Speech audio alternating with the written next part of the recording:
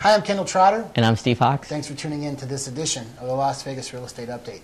Today we're going to be discussing tenant rights and tenant fraud perpetrated on them by owners and unscrupulous property management companies. So I think we're starting to see a little bit more of this than we used to. Yeah, there's quite a few property management companies that are losing money because of the homes getting foreclosed on, and they got money out and they aren't able to collect it from the owners, so they're trying to get it from other properties from renters. Right. So let's set up a scenario. Illegally. Let's set up a scenario where I'm a property management company. I'm managing a house. In Nevada, state law says that if the air conditioner breaks or refrigerator, there's only a certain amount of time. It's been a long time since I've done rentals, so I don't know what it was, 24, 48 hours a week. But basically, the home is, in the summertime, if your AC breaks, your home is uninhabitable.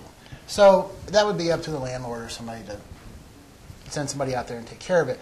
So if I'm a property management company and I've got bills out that I've made repairs on homes for tenants, and all of a sudden the homeowner stops paying the mortgage and now it gets foreclosed on, I could be out a lot of money. So where am I going to as a property management company? So right. That's where we get to things like this are starting happening, because the property management companies are trying to recoup money from unsuspecting renters. So here we got case in point. Very good close friend of mine was renting a house for 3.5 years, and she had a $1,600 deposit on it. She recently moved out, had the carpets professionally cleaned, as was in her lease, and was never a day late on the rent. Perfect tenant, didn't complain. And the property management company, when she called for her deposit back, they said, well, we have 30 days to give it back to you by law. So they took the whole 30 days, of course. Then she got a letter in the mail stating that they wanted her to pay them more money. They wanted to replace the carpet, this and that, this and that. I personally have seen the house, know that it was clean as a whistle, move-in ready.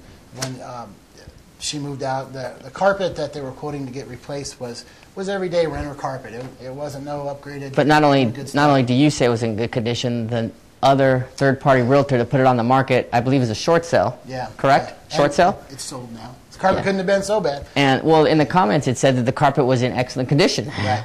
So what has happened is the property management company has tried to keep my friend's deposit, has since lost the contract for the management of the property. The owner of the property has now listed it for sale with an agent who the agent describes in her MLS remark how clean and beautiful the floors are. And so we have, I have two different scenarios here from the property management. One said they wanted to charge her for $1,400 for the carpet. One says, okay, after I called them and got involved, they sent her a check for $737. After they knew that we knew the laws, we knew the rules. Right. Here's the moral of the story is, if we didn't know what we were talking about and wouldn't have made the call, she'd be out $1,400, and we're still going after the rest of it. This is not over, but she has gotten recouped some money after the unscrupulous property management company was basically, she's a single woman, it's like what they say when they go buy cars, they always pay too much. Same kind of thing. They didn't think she'd fight him on it. Well, they weren't. They were not giving any response at all to her. Right. Because any person, if they don't know the rules and the laws, so they had to go we had to go the extra length, you had to go the extra length to get the property management company to do the right thing. Basically where we had them is they were trying to, they put in writing that the carpet was ruined, but the carpet wasn't ruined. And we have it to attest that some other agent who now has that house in escrow has advertised that same carpet as, in perfect shape. So obviously something's amiss here, folks. So these are the kind of things that are starting to pop up more now, that maybe companies are hurting for money a little bit more than they used to be, because used to we didn't really have a problem with that. No, over the past decade, rarely do you ever hear of a problem like this. Now this is a common problem. If you're a renter and you're expecting $1,500, $2,000, $3,000 back, know the laws. As long as you kept the house in good condition, you should always get that money back.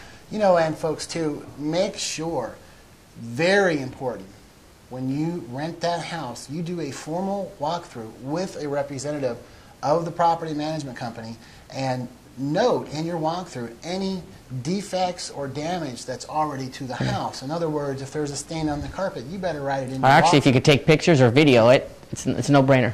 Hard to date that stuff, though. If it's in writing and signed by their representative, then there's proof that that's the date. Nobody can argue with that. So that's what I would say. That's partly what helped us.